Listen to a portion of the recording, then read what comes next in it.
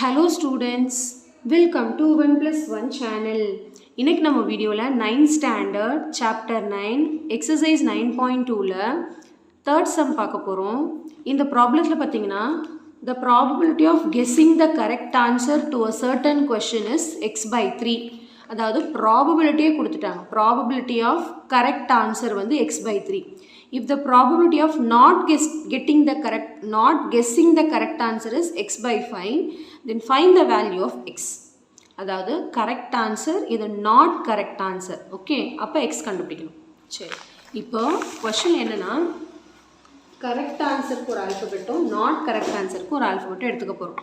So நான் இதை வந்து a ன்னு எடுத்துக்கிறேன். Let a be the probability of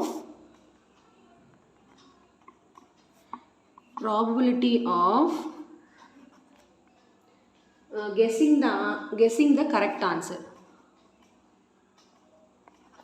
Guessing the correct answer.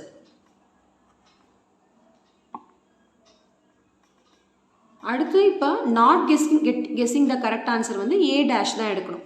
சரி, இப்போ probability of a என்ன கொடுத்துருக்காங்க, x by 3 கொடுத்துருக்காங்க. guessing the correct answer x by 3. இப்போ நான் வந்து ஆப்போசிட்டாக எடுக்கணும். not guessing the correct answer. not guessing the correct answer னா என்ன வரும்னா அது ஆப்போசிட்னா a dash. So a dash be the probability of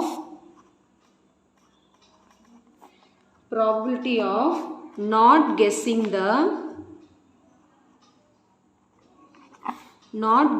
the correct answer.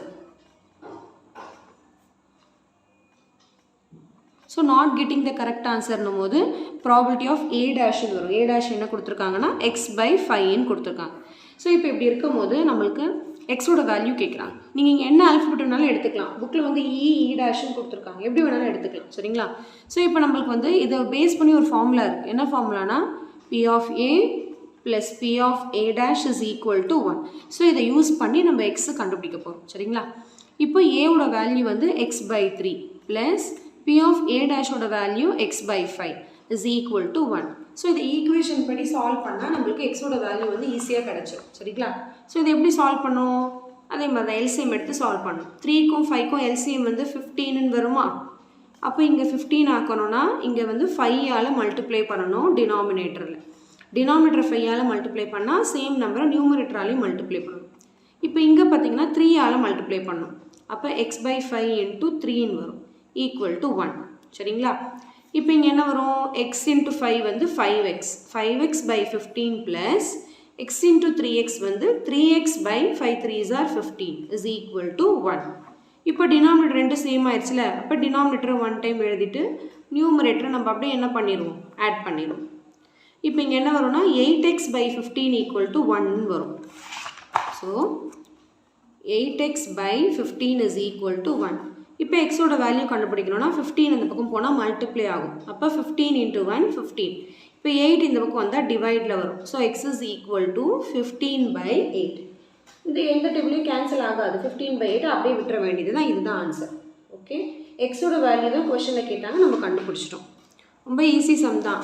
நாட்டுனாலே காம்ப்ளிமெண்ட்டுன்னு அர்த்தம். நம்ம ஆல்ரெடி எடுத்த ஆல்ஃபபெட்டுக்கு ஆப்போசிட் எடுத்துக்கணும். அதாவது அதே ஆல்ஃபபெட்டை காம்ப்ளிமெண்ட்டுன்னு எடுத்துக்கணும், டேஷ். ஓகே, நீங்கள் என்ன ஆல்ஃபபெட் வேணாலும் எடுத்துக்கலாம். இ டேஷ்ன்னு கூட எடுத்துக்கலாம். உங்கள் புக்கில் வந்து p of e plus p of e டேஷ்ன்னு தான் கொடுத்துருக்காங்க. ஓகே, நீங்கள் அந்த மாதிரி கூட எடுத்துக்கலாம், ஒன்றும் தப்பு கிடையாது.